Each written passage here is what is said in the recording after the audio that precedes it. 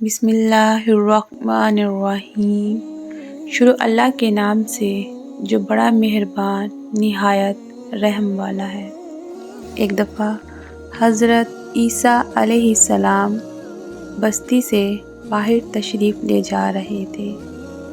بستی سے کچھ ہی دوری پر ان کی ملاقات ابلیس سے ہوئی۔ ابلیس 4 گدھوں کو ہانک رہا تھا۔ ان گدھوں پر سامان لادا ہوا تھا۔ حضرت عیسیٰ علیہ السلام نے ابلیس سے ان گدھوں کو ہانکنے اور سامان کے بارے میں پوچھا۔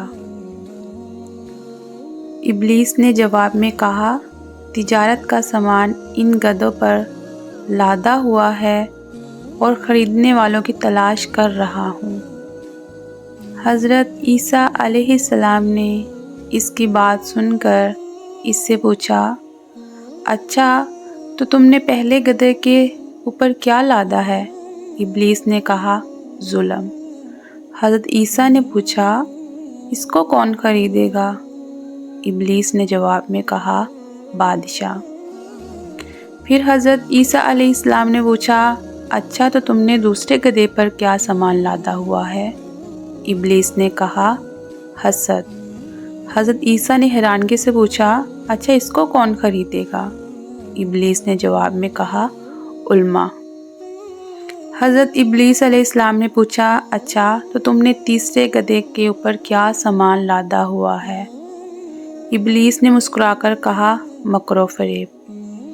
حضرت عیسیٰ علیہ السلام نے پوچھا، اچھا تو پھر اس کو کون خریدے گا؟ ابلیس نے جواب میں کہا، عورتیں۔ حضرت عیسیٰ علیہ السلام نے پوچھا، اچھا تو چوتھے گدھے کے اوپر تم نے کیا سامان لادا ہوا ہے؟ ابلیس نے کہا، خیانت۔ پھر حضرت عیسیٰ علیہ السلام نے پوچھا، اچھا تو اس کو کون خریدے گا؟ شیطان نے کہا، تاجر۔